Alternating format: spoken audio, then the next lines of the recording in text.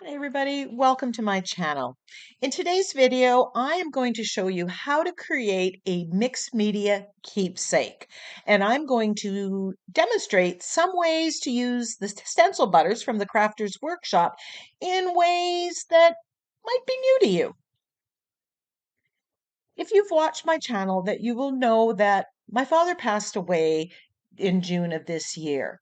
And I'm going to make a keepsake ornament. And the idea for this came from this branding iron. My dad was a woodworker and he had this branding iron. And I thought, when I took it, I am going to use it to make a memento for this. And so I used the branding iron with my butane flame and I got it on these 4-inch wood rounds. Then I gave it a coat of clear gesso. I want to keep this natural wood because, as I said, my father was a woodworker and I just want to have these keepsakes represent him. Now, on the other side, I am giving it a coat of gesso. Now, the purpose of the clear gesso on the one side and the white gesso on the other is to seal the wood and prepare the surface for what I'm going to put on it. Now, I'm going to keep this fairly simple, but that doesn't mean that there aren't some techniques here that you can learn and use in any mixed media project. So stay tuned. So again, we're sealing the wood on both sides, and I use clear gesso on the wood side because I want to keep the wood side because that represents my father being a woodworker. And I'm using the white gesso on the other side because I want the white background. And I'm just using a brush and applying it and making sure that that dries. It's best that I find that the wood holds the moisture in, so I like it to dry overnight. Now, my father comes from a farming background. He farmed, um, he grew up on a farm and he farmed with his brothers, and I remember him harvesting, and so that is very memorable to me and a big part of who my father was. So I wanted to put some wheat on here, and I grabbed the stencil from the Crafter's Workshop called Wheat Stock. Now, I don't want to stencil over top of the branding because I want that. So I am just applying some painter's tape here to cover it up, mask it up so that I don't get any paint or anything on it, keeping everything nice and neat.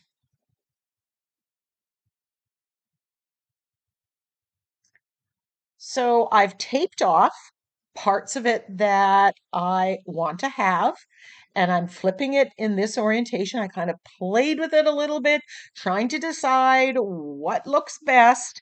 And then I use the masking tape, the painter's tape, to block off where I don't want it because I don't want the whole thing. I just want this one sway of it. I'm using yellow oxide and burnt umber and a makeup sponge to apply the paint.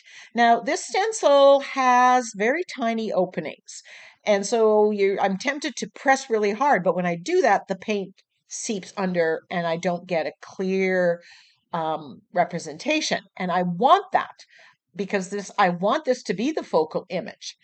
So I am putting less paint on, working into the sponge so it's not a wet sponge, and putting several layers coming back. And I'm trying very hard not to move the stencil because I want this to be as neat as possible. So once I put the one color on, the yellow oxide, now I'm getting some brown on there, working it into the sponge, and then I'm tapping the brown here and there just to give some variation in color and some interest to the wheat stalks and enrich it. Now, my father was born in November. The birthstone for November is topaz. So using that yellow oxide represents that to me. So we've got the wheat, the farming background, the woodworking, the brand with his name on it. Different parts of this side represent my father. Now I am making 6 of these. I am making it for my 4 siblings and for my mother. So everybody has a keepsake, especially preserving that brand. He put that on a lot of the furniture pieces that he created over the years. So now I'm using the makeup sponge and I'm edging this kind of, it wraps around, brings that warm color around this focal image. And I think I use a little bit of black just to get, again, those 2 tones. I always like using 2 colors. It just enriches the whole project.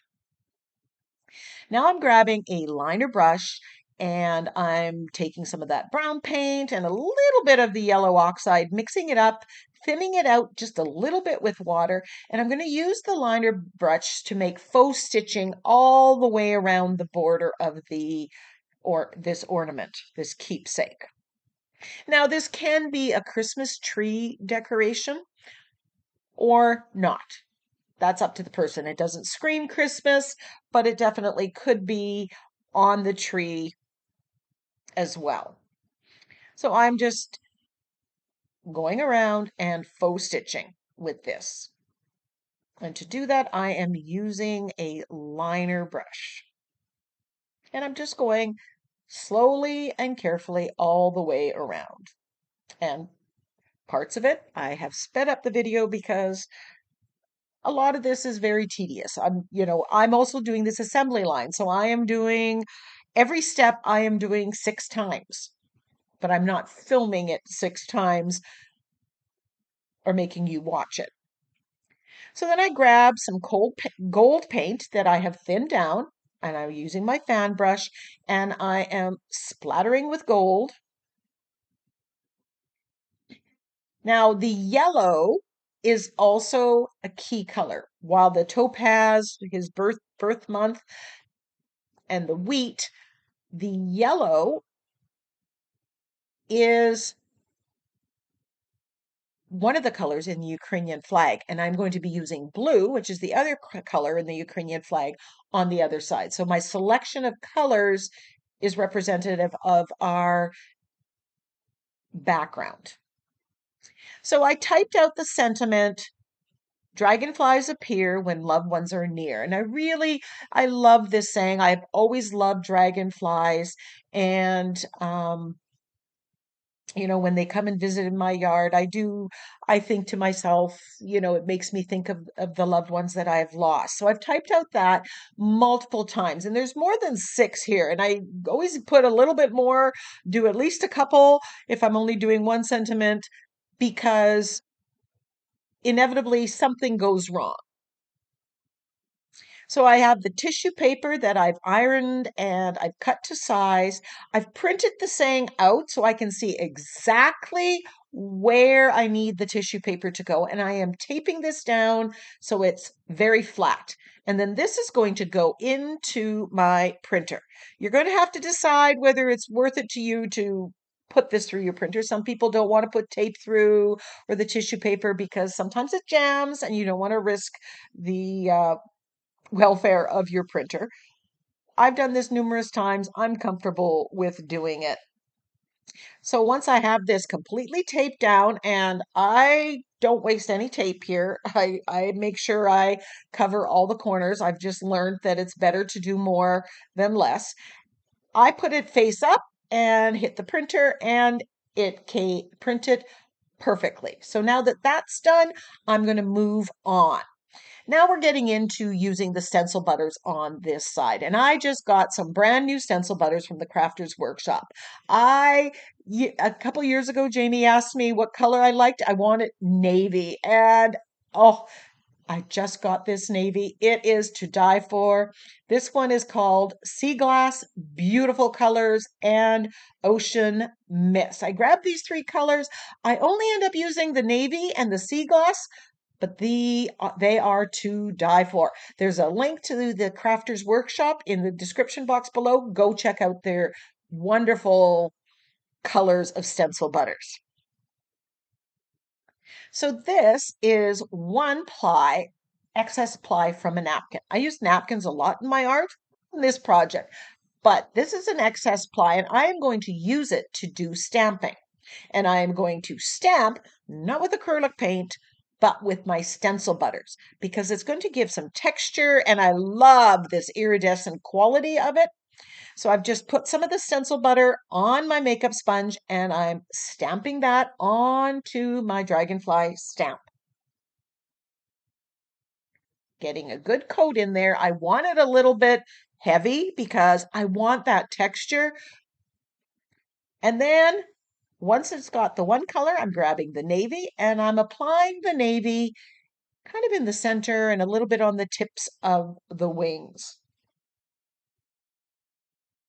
Now, the reason I'm stamping on the excess ply is because if I was stamping right on my wood round and it didn't stamp right, I have a mess to clean up. If I can clean it up, I might have to start over. When I'm stamping on the either tissue paper or the excess plies, like here, if this one doesn't work out, I just can stamp another one and I'm good to go. It's a fail-safe way of stamping without any risk. So here I'm just I wasn't sure if I was going to have to wash the stamp every single time. And fortunately, I didn't. I just kept reapplying the sea glass first and then the navy on top and stamping them. And like I said, I'm doing 6 of these ornaments. I end up stamping even more dragonflies than that because A, I love dragonflies and I know I can use them in my stash. And when I'm gluing them down, sometimes something happens and one rips or it doesn't work out. So having a couple extras right now, it's easier instead of dragging out everything and dirtying the stamp again and having a multiple time cleanup. So it's a bit of a stash builder in the midst of the one project. So again, now I love the way this turned out, these two-tone dragonflies. And I've got a plethora of stencil butters, and I plan to use this dragonfly stamp or other stamps and do more like this and come up with other projects using the same technique, but a different project.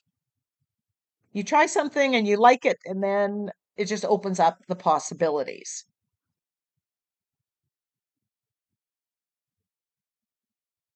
Now, wherever the white of the napkin, you can see the white of the napkin where there's no stencil butter, that when I glue it down is going to go completely translucent and you're going to see the background. So again, I use sea glass and navy. Go check out those colors. They are to die for. Now I'm going to show you how to clean it. This is my Murphy's Oil soap mixture, water, Murphy's Oil soap, dish soap. I spray it and you need to clean your stamp ASAP. You can't let it dry because it will ruin your stamp. Now I grab a little nail brush that I got from Dollar Tree and I scrub it out. Get all that stencil butter out of the nooks and crannies and you're good to go.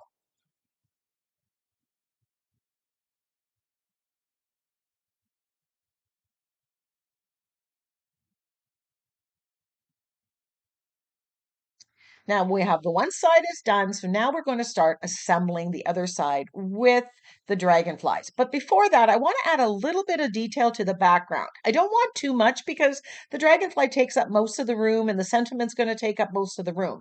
But I grabbed the stencil butter, champagne gold, another favorite color, and a script stamp. And I'm just applying that with the makeup sponge, just like I did with the dragonfly stamp, and then I'm just stamping on. This is adding a little bit of pattern to my background, bringing in that gold that's on the other side, um, dressing up an otherwise very plain background. I kept the background light because I want to see that dragonfly. I don't want anything that's in the background to compete and distort the dragonfly image. But I'm just stamping here. It's texturized in a nice subtle way, looks great, adds that bling. All the stencil butters have that iridescent shine to them that just makes them, oh, so nice.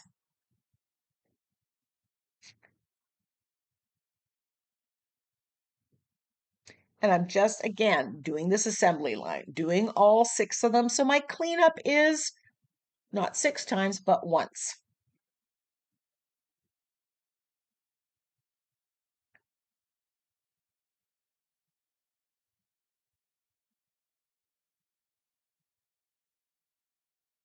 And I just keep adding more stencil butter if needed.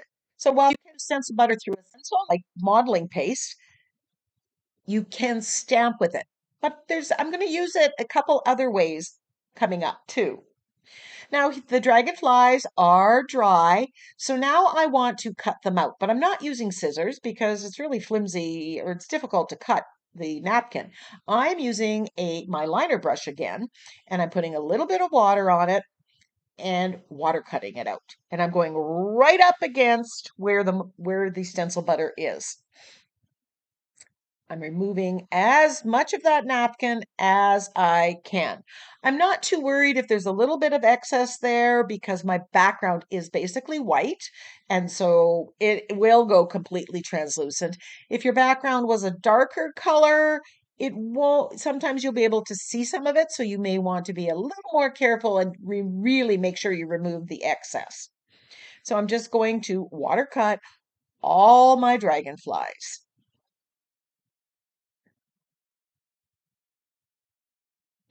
Put the water in, let it soak through a little bit, and then pull it out. And I'm doing section by section. I'm not doing the whole thing.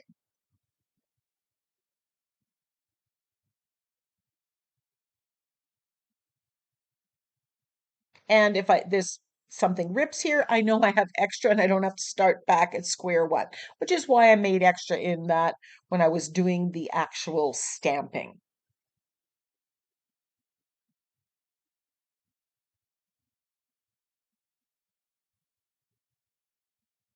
So if you use napkins, and even if you don't, using those excess plies, it is a great tool to use, especially if you're not a great stamper like me. So then once I have them cut out, I can position it on. Now I've drilled a hole at the top of these keepsake ornaments, so I'm mindful of where that hole is. And when I set up the orientation, I have to really keep that in mind because I don't want to put this upside down. And I don't want what's on the other side, because it's double-sided, to be upside down either.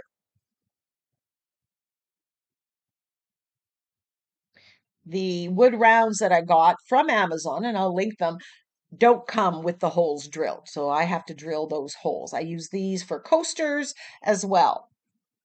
So I am positioning the phrase, and to position this, I'm not using the tissue paper one. This is the actual printout of the sentiment on copy paper. The tissue paper, trying to get it for the orientation, it's very finicky to work with. It, blow away and stuff. And I learned, trial and error, that it was much easier to use the copy paper one.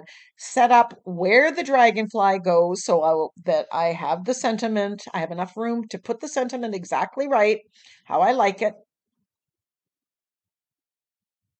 And once I have the sentiment with the dragonfly on there, I'm going to glue down first the dragonfly, the big element. I don't need those anymore. Those were just kind of placeholders. I'm putting some matte medium underneath, a good amount, and then on top. And as you can see, the white part of that napkin goes translucent. You can see the background in there. Get rid of the sentiment. Now you want to be careful. Napkins, when they get wet, get pretty fragile. They're pretty tough actually with the stencil butter supporting it. I had no problem. On none of them did it rip. I'm putting it under and then a coat on top to seal it all down.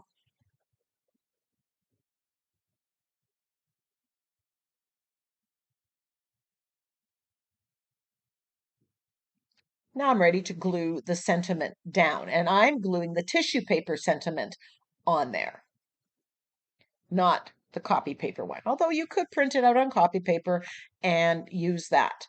Now I've left the copy paper behind it while I am doing the bigger parts of cutting. It just stabilizes the tissue paper. But once I have the strip like that, then I can just do the little cuts here quite easily with the tissue paper.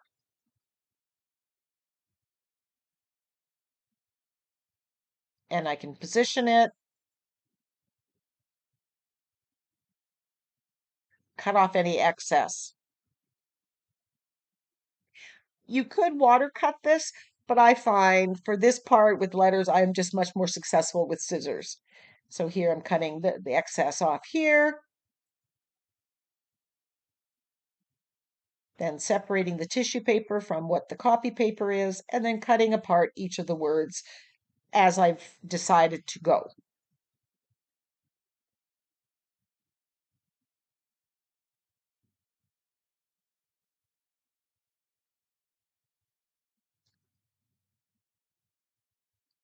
Fluid matte medium underneath and then on top.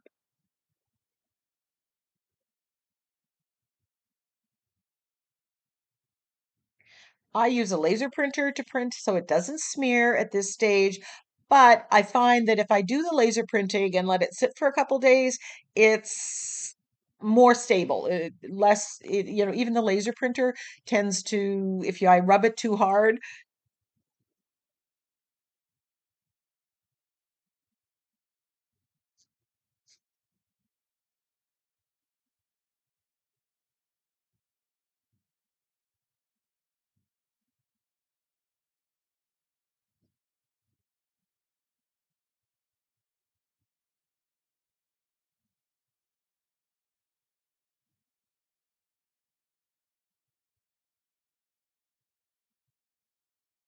Now I'm keeping my surface quite clean. I'm wiping everything down in between because this is double-sided. I don't want to inadvertently get any blue paint from the top from this side onto the other side because so you have to be mindful of that when you're working double-sided.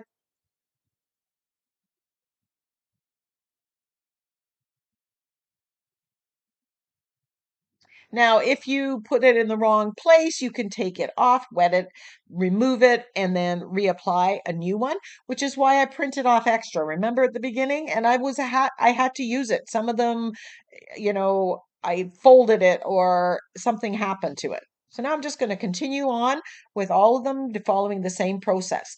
These are copy paper ones that I had printed out. I'm just going to save those because maybe I can use them on something else. So we have, I'm not sure where the sixth one is, but there are six of them. And I'm ready to move to the next step. And I'm going to use stencil butter again. I'm going to use this lovely navy one. And I'm using it because it has that iridescence and I want it to be the perfect match. So here I'm using my angle brush. There's a little bit of water there and I'm going to edge. I'm going to shade around the outside. Bring that blue, wrap it around. And you've seen me do this with acrylic paint, but here I'm using it with stencil butter.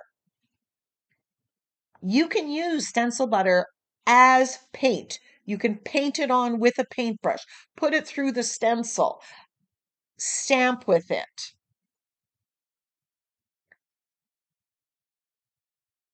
Use it in a background, use it in a focal image. I believe I made a video showing different ways of using stencil butters, and I will link that so you can go and check that off. It's a very versatile project or product. So I've gotten around one of it, and then I'm just going to continue on,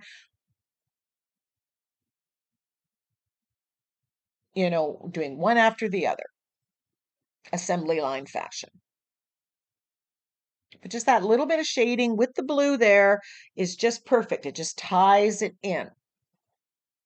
And I kind of need that little bit of detail because I have kept the backgrounds of both sides very, very simple.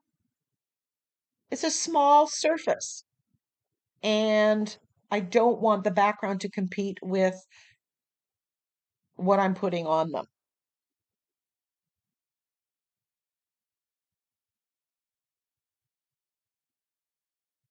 And you can see that iridescent quality come through. Now I'm putting some of the stencil butter on the Ranger blending foam, and I'm painting it on, stamping it on the outside rim. And it's giving that beautiful navy iridescent color.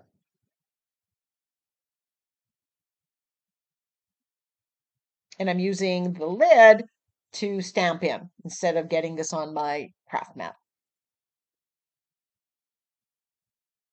So again, I chose blue here and the yellow, the gold yellow on the other side. Those are the colors of the Ukrainian flag. And that's my ancestry background and my father's. So you can put in whatever memories that you want to keep.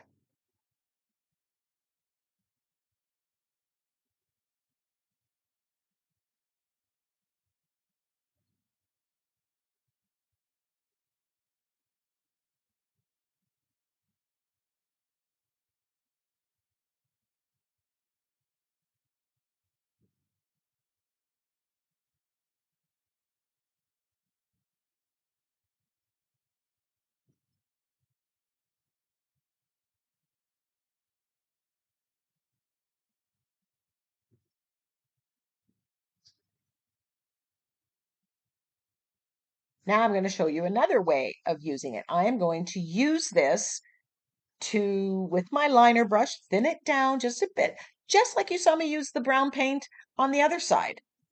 But again, I'm using this blue because it is the perfect blue. I want it to match, coordinate with what I have on the dragonfly. And I don't have a navy blue that matches. And here I'm just doing that faux stitching. Again, it's coordinating with the other side. We've got that same detail. And because I've kept this background simple, that little detail is just adds enough.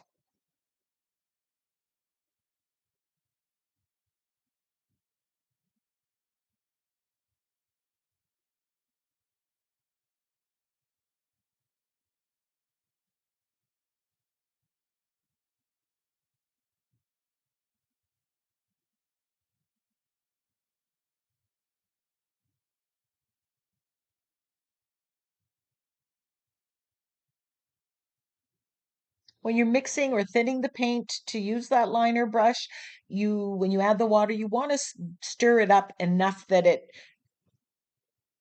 makes a nice blend. And it's a bit of trial and error.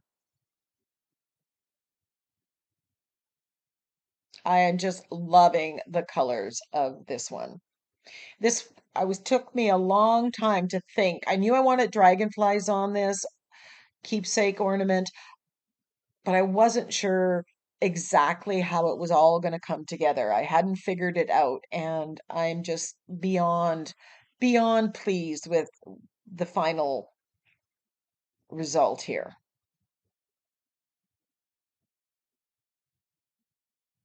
But my suggestion to you is you got to start. You start and try. And I always find that I get my best ideas when I'm in the act of creating. Sitting on the couch, doing anything else, I don't have the ideas. But somehow when my fingers are covered with paint, I get better ideas.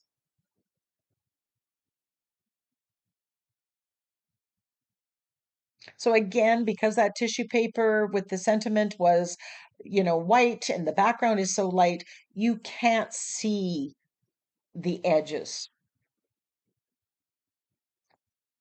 Then I decided I am going to put the year 2024 on this side. So I grabbed, mixture of the burnt umber with the yellow oxide paint, and I just put the year on. But you could put the birth date of the loved one as well, if that was something. If you're only limited by your own thing. And there we have both sides. I love how they turned out. The yellow, the blue, the symbolism, I was able to use that brand, wood brand that of my dad's that was so memorable. Now I'm going to give this a couple coats of this clear satin Minwax polyacrylic varnish. And then I will get some ribbon, yellow, blue, or yellow and blue to put on. And then I will, when the post office strike is over, put them in the mail to my siblings and my mother. Thank you so much for joining me. I hope you found some helpful tips here. And until next time, go get creative.